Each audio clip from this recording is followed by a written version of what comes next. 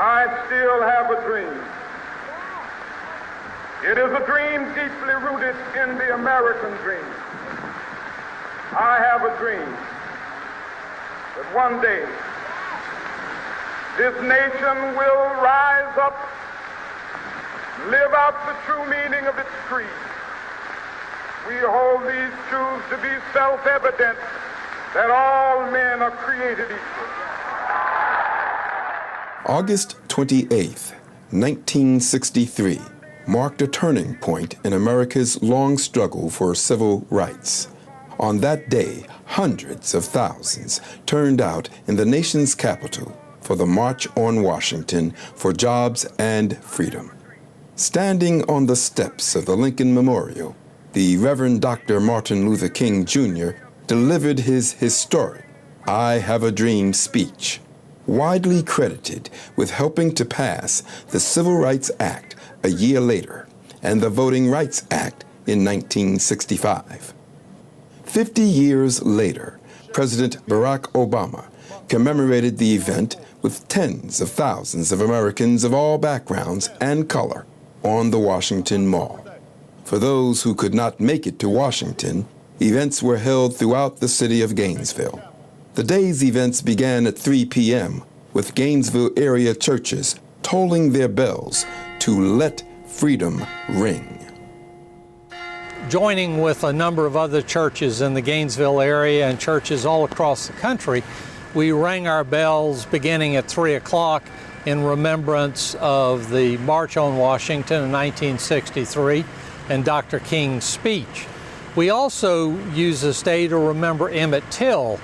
This is the day he was lynched, and his death, his murder, was actually the reason that August 28th was chosen as the day for the March on Washington. So we're remembering Dr. King and all of those that participated in the March on Washington. We remember Emmett Till, and we remember all of those whose blood and sweat have stained the history of civil rights search for justice throughout this country, both those known to all of us and those known only to God.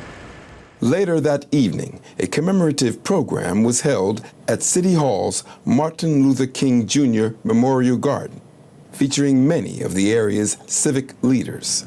Organized by the Dr. Martin Luther King Jr. Commission of Florida, the event featured speeches, music, and reminders that the struggle for civil rights continues. Good evening. Let me first start by saying I'm so very honored to be here today to play a small part in the legacy of Dr. King. He was taken away from us much too early, April of 1968, at the young age of 39. And Dr. King had many dreams that we share today. But he also had a dream that one day we would have an African-American president. We've done that. He also had a dream that little white kids and little black kids would play together, go to school together, work together, even go to jail together. I think we've managed that. But what we haven't managed is the expansion of Dr. King's dream and the change with the challenging times that we face today. And we often talk about Dr. King's great quote, "Injustice anywhere is a threat to justice everywhere." But somehow we forget one of his other most famous quotes. Those of us who don't want no trouble, those of us who don't want to cause a problem because there may be a problem, those who watch the fight from the comfort of their homes and not join in for equal justice, for equal rights for all people.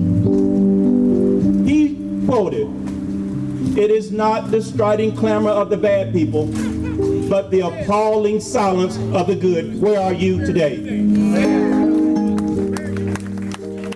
It is indeed an honor and a pleasure to bring greetings on behalf of the Alachua County Commission. I will read a proclamation on the 50th anniversary of the March on Washington. And it reads, Alachua County, Florida, a proclamation declaring August 28, 2013 as the 50th anniversary of the March on Washington Day in Alachua County, Florida. Whereas the March on Washington for Jobs and Freedom in Washington, D.C. on August 28, 1963 was attended by more than 250,000 people, making it the largest demonstration ever witnessed in the nation's capital at the time, and one of the first to receive extensive national television coverage.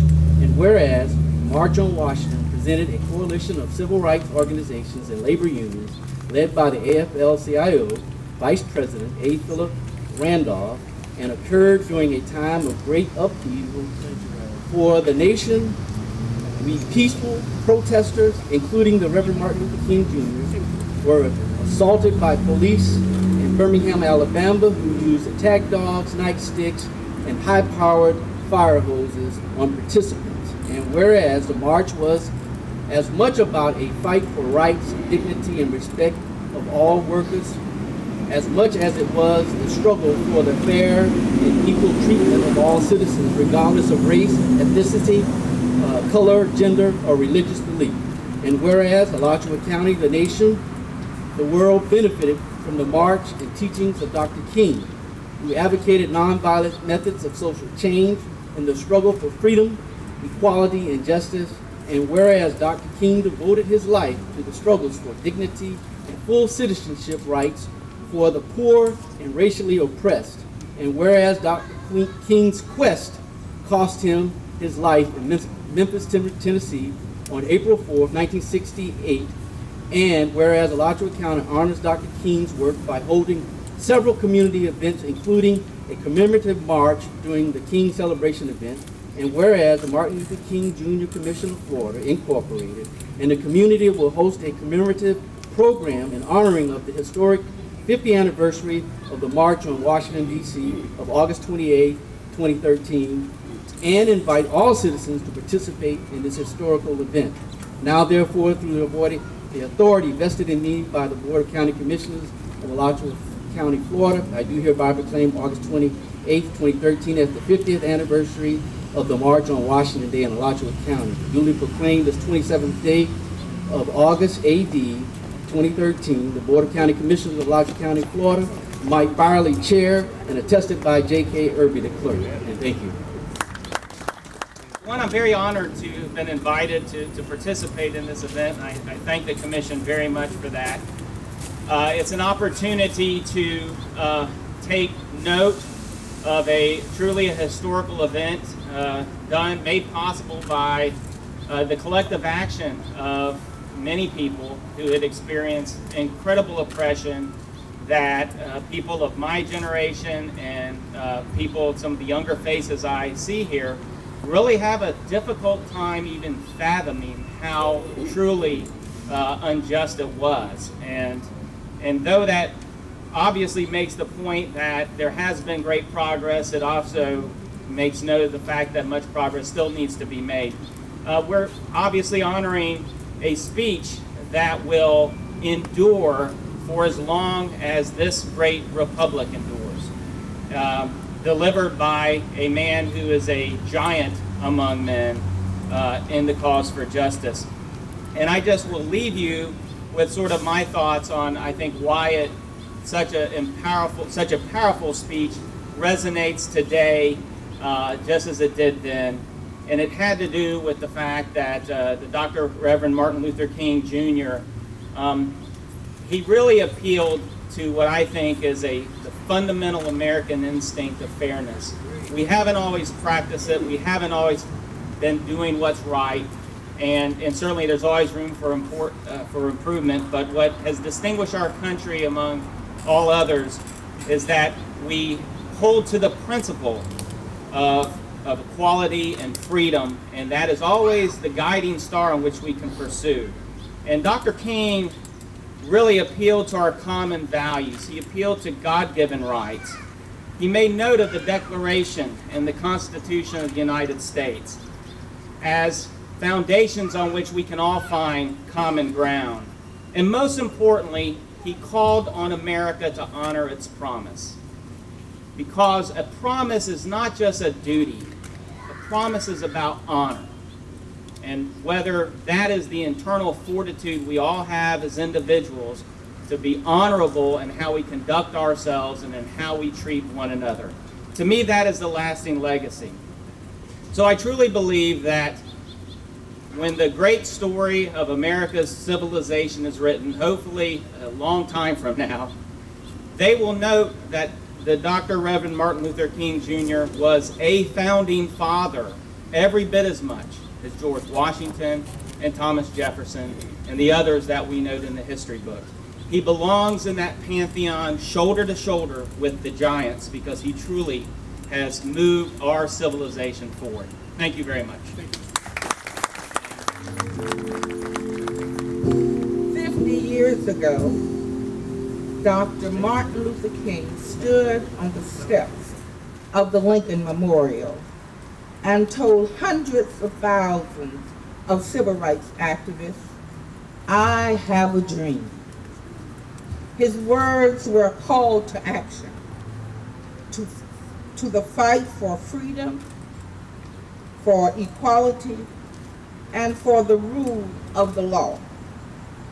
Now, as we struggle to achieve justice for Trayvon Martin and to many more like him, to fight for voting rights and to a better future for our children and our grandchildren and our generation to come.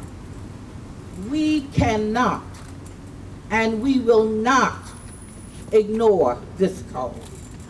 This past weekend, I did something I've never done before. I rode a bus along with 56 other people for about 17 hours.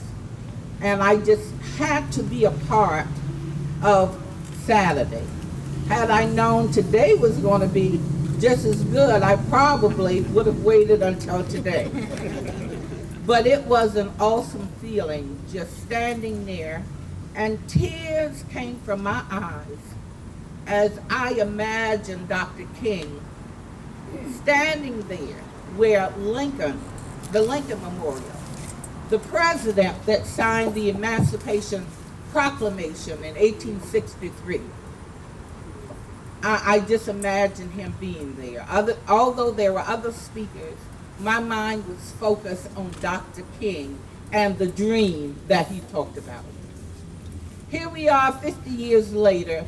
Much has changed and much has not. Since 1863, we have been singing that old Negro hymn, "We Shall Overcome." Yeah. My brothers and sisters, are you not tired of singing "We Shall Overcome"? I'm hoping that in my lifetime and in your lifetime, we can actually stand up and sing, "We have overcome." So let's work together for a better America, because God bless this America, our home. Thank you. 50 years ago today, on the steps before Lincoln's memorial, Dr. King said, "We must face the tragic fact that the Negro is still not free." It was as true that day in Washington as it is today. Dr. King dreamt of equal education, an end to the segregation that in those days kept black schools poorly funded. We are still fighting for the education of our children today. We now face an era that is disproportionately funneling our black, brown, and poor children out of the classroom and into prisons through the implementation of policies and disciplinary procedures that treat our children like criminals when they behave like children. High-stakes testing pushes students who don't perform well out of school for the sake of a letter grade and funding. The abundant presence of police officers in schools that act like looming security guards instead of role models create an environment of fear for our students. And of course, there's the fact that the state of Florida spends nearly 7 times more money on prisons than it does on public education. We are still fighting the same fight. Today, I will be speaking about where we are 50 years after the March on Washington. 50 years after the March on Washington, people are saying, has the dream been achieved? The I Have a Dream speech was a window into what we as a people desire to receive. But I often ask the question, has the dream really been realized? I, as a young black man, say we still have work to do. African American unemployment rates are higher than whites. So yes, we still have work to do. That's right. That's right. The March on Washington was for jobs and freedom. But I ask the question, is there really equality in the job market? Yes, we made some great gains. Yes, we have broken down some barriers in the job market, but is it really equal? Is there an equal opportunity for me? I mean, if I were to go up to a job, would I get the same equal treatment as a Caucasian person who would walk up there? Will it really be equal to me? Our first black president, Barack Obama, has broken the ceiling glass, signifying that we are one step closer to achieving the dream. President Obama delivered remarks today on those same steps as Dr. Martin Luther King did in 1963. With his theme, Let Freedom Ring. I say let freedom ring in the job market where I'm not discriminated against because of the color of my skin. I say let freedom ring in the education system where I do not have to work harder for and to get the same recognition as my white counterpart. I say let freedom ring in the stores where I'm often followed because of who I am. Let freedom ring.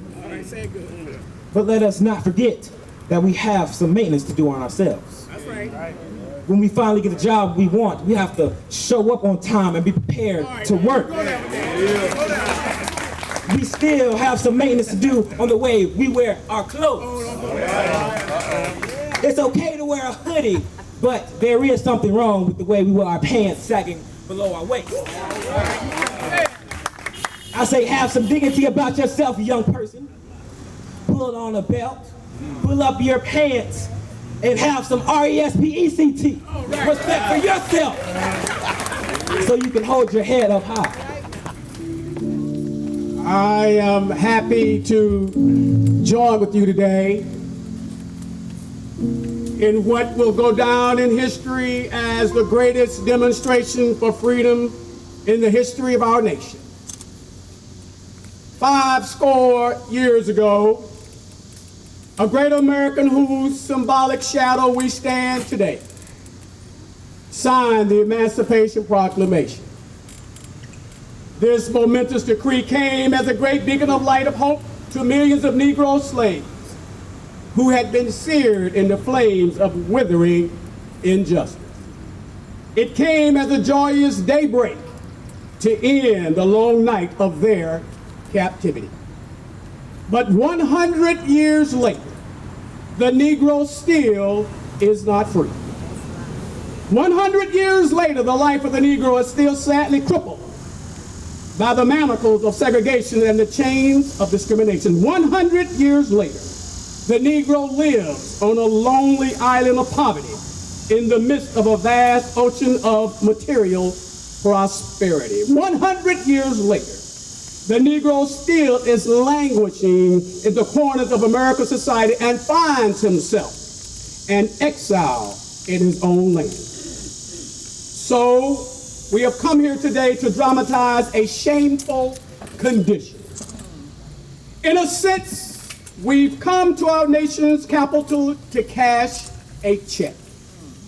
When the architects of our republic wrote the magnificent words of the Constitution and the Declaration of Independence, they were signing a promissory note to which every American was to fall heir. This note was a promise that all men, yes, black men as well as white men will be guaranteed the unalienable rights of life, liberty, and the pursuit of happiness. But it is obvious today that America has defaulted on this promissory note insofar as her citizens of color are concerned. Instead of honoring this sacred obligation, America has given the Negro people a bad check, a check which has come back marked insufficient funds. But we refuse to believe that the Bank of Justice is bankrupt. We refuse to believe that there are insufficient funds in the great vaults of opportunity of this nation. So we have come to cash this check, a check that would give us upon demand the riches of freedom and the security of justice. We've also come to this hallowed spot to remind America of the fierce urgency of now. This is no time to engage in the luxury cooling off of the tranquilization of drug of gradualism. Now is the time to make real the promises of democracy. Now is the time to rise from the dark and desolate valley of segregation to the sunlit path of racial justice. Now is the time to lift up our nation from the quicksands of racial injustice to the solid rock of brotherhood. Now is the time to make justice a reality for all of God's children. 50 years ago today, on August 28, 1963, on the steps of the Lincoln Memorial, the Reverend Dr. Martin Luther King Jr. gave what has come to be known as one of the greatest and most quoted speeches in American history. When you leave here today, ask yourself, how will the dream live on in you and me? So my brothers and sisters, it's time for us to march again. We must march for the right for those that are disenfranchised to vote. We must march against unjust laws like stand your ground. We must march to eradicate and eliminate poverty and homelessness in America. We must march to end voter suppression. We must march for a livable wage. We must march against gun violence. We must march against black-on-black crime. We must march against mass incarceration and discrimination in the criminal justice system. We must march until justice rolls down like waters and righteousness rolls down like a mighty stream. Although the fight for equal rights continues, the Gainesville community has made great strides in the last 50 years. Gainesville has also recognized another pioneer in the civil rights movement, Rosa Parks, who bravely refused to give up her bus seat for a white passenger in 1955. In 2010, the city dedicated the Rosa Parks Downtown Regional Bus Transfer Station in honor of Miss Rosa Parks, who is often referred to as the mother of the civil rights movement. The station features 12 murals depicting the civil rights struggle.